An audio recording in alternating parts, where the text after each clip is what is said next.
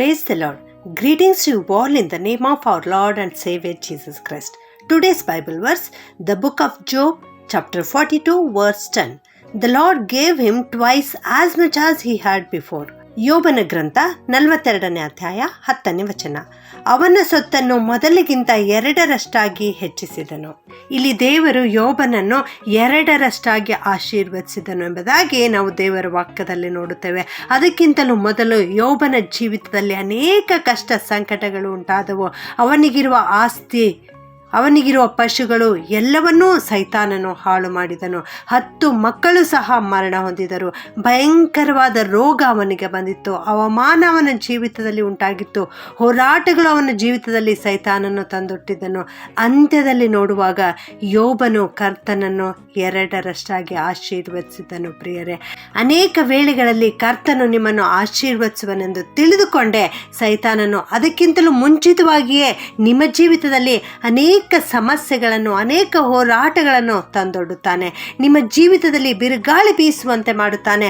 ಪ್ರವಾಹಗಳಂತೆ ಒಂದರ ಮೇಲೊಂದು ಕಷ್ಟಗಳನ್ನು ಬರಮಾಡುತ್ತಾನೆ. ಆದರೆ ಕರ್ತನು ಎಲ್ಲವನ್ನು ಗಮನಿಸುತ್ತಲೇ ಇರುತ್ತಾರೆ. ಕರ್ತನು ಖಂಡಿತವಾಗಿ ಅವೆಲ್ಲವುಗಳಿಂದ ನಿಮಗೆ ಬಿಡುಗಡೆ ಮಾಡುತ್ತಾರೆ. ನಾವು ಯಾವ ಮಾರ್ಗದಲ್ಲಿ ಹೋಗುತ್ತಾ ಇದ್ದೇವೆ ಎಂಬುದನ್ನು ಕರ್ತನು ದೃಷ್ಟಿ ಇಟ್ಟು ನೋಡುತ್ತಲೇ ಇರ್ತಾನೆ. ನನ್ನ ಪ್ರಿಯ ದೇವಜನರೇ, ಅಂದು ಯೋಬನನ್ನು 2ರಷ್ಟಾಗಿ ಆಶೀರ್ವದಿಸಿದ ದೇವರು ಖಂಡಿತವಾಗಿಯೂ ನಿನ್ನನ್ನೂ ಕೂಡ ತಕ್ಕ ಸಮಯದಲ್ಲಿ ಆಶೀರ್ವದಿಸುವನು.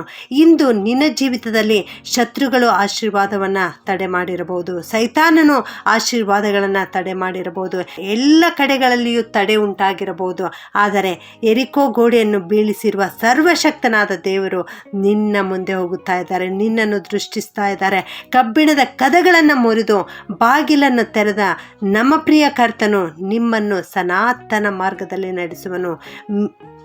ಒಡೆಯುವವನು ಅವರ ಮುಂದೆ ಹೊರಟಿದ್ದಾನೆ.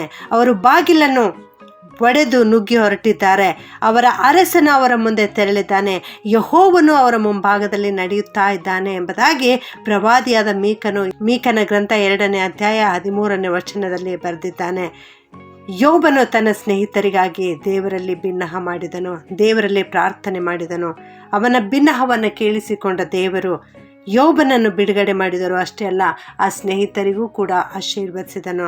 ನನ್ನ ಪ್ರಿಯ ದೇವಜನರೇ, ನಿಮ್ಮ ಜೀವಿತದಲ್ಲಿ ಇವತ್ತು ಆಶೀರ್ವಾದಗಳಿಗೆ ತಡೆ ಉಂಟಾಗಿರುವುದಾದರೆ ತಾಳ್ಮೆಯಿಂದ ಕಾದಿರ್ರಿ, ಕರ್ತನನ್ನೇ ದೃಷ್ಟಿಸಿ ನೋಡುವಂಥವರಾಗಿರ್ರಿ ಮತ್ತು ಇತರರಿಗಾಗಿ ಭಾರದಿಂದ ಪ್ರಾರ್ಥನೆ ಮಾಡುವಂಥವರಾಗಿರ್ರಿ. ನಿನ್ನ ಜೀವಿತದಲ್ಲಿ ಏನು ಬೇಕಾಗಿದ್ದರೂ ಅದನ್ನು ಕರ್ತನ ಮುಂದೆ ಹೇಳುವಂಥವರಾಗಿರ್ರಿ, ಪ್ರಾರ್ಥನೆ ಮಾಡುವಂಥವರಾಗಿರ್ರಿ.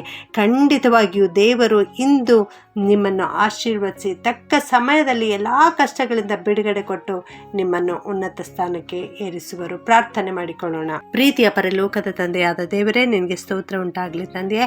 ಅವನ ಸೊತ್ತನ್ನು 2ರಷ್ಟಾಗಿ ಹೆಚ್ಚಿಸಿದನು ಎನ್ನುವ ವಾಕ್ಯವನ್ನು ಇವತ್ತು ನಮಗೆ ಕೊಟ್ಟಿದ್ದೀರಿ ತಂದೆಯೇ. ಯೋಬನ ಜೀವಿತದಲ್ಲಿ ಅನೇಕ ಕಷ್ಟಗಳು ಉಂಟಾದಾಗ್ಯೂ ಅವೆಲ್ಲವುಗಳಿಂದ ಬಿಡಿಸಿ ನೀನು 2ರಷ್ಟು ಆಶೀರ್ವಾದವನ್ನು ಕೊಟ್ಟಿದ್ದೇವಾ, ಅದಕ್ಕಾಗಿ ಸ್ತೋತ್ರ. ಅದೇ ದೇವರು ಇಂದು ಕೂಡ ಜೀವಂತನಾದ ದೇವರಾಗಿದ್ದೆ ಸ್ವಾಮಿ, ನಿನಗೆ ಸ್ತೋತ್ರಪ್ಪ. ಈ ವಾಕ್ಯ ಕೇಳಿಸಿಕೊಳ್ಳುತ್ತಿರೋ ಪ್ರತಿಯೊಬ್ಬವರನ್ನು ಆಶೀರ್ವಾದ ಮಾಡು ತಂದೆಯೇ. ಅವರ ಜೀವಿತದಲ್ಲಿಯೂ ಅನೇಕ ಕಷ್ಟ, ದುಃಖ, ನೋವು, ಸಂಕಟಗಳು, ತಡೆಗಳು ಉಂಟಾಗಿರಬಹುದು ದೇವ. ಇವೆಲ್ಲವುಗಳಿಂದ ಬಿಡುಗಡೆ ಕೊಟ್ಟು ಅವರ ಜೀವಿತದಲ್ಲಿ 2ರಷ್ಟು ಆಶೀರ್ವಾದವನ್ನು ಮಾಡು ಕರ್ತನೆ. ಇಂದು ಅನೇಕರು ಈ ವಾಕ್ಯವನ್ನು ಕೇಳಿಸಿಕೊಳ್ಳುತ್ತಿರುವ ತಂದೆ ತಾಯಿಗಳು ತಮ್ಮ ಮಕ್ಕಳಿಗಾಗಿ ಚಿಂತಿತರಾಗಿದ್ದಾರೆ ಸ್ವಾಮಿ. ಅನೇಕ ಯೌವನಸ್ಥ ಮಕ್ಕಳು ಉದ್ಯೋಗವನ್ನು ಅರಸಿ ಹುಡುಕುತ್ತಾ ಇದ್ದಾರೆ ಕರ್ತನೆ. ತಮ್ಮ ವಿದ್ಯಾಭ್ಯಾಸವನ್ನು ಮುಗಿಸಿದ್ದಾರೆ ದೇವ, ಅವರನ್ನು ಕರುಣಿಸು. ಎಲ್ಲ ಯೌವನಸ್ಥ ಮಕ್ಕಳನ್ನು ಆಶೀರ್ವದಿಸು ಕರ್ತನೆ.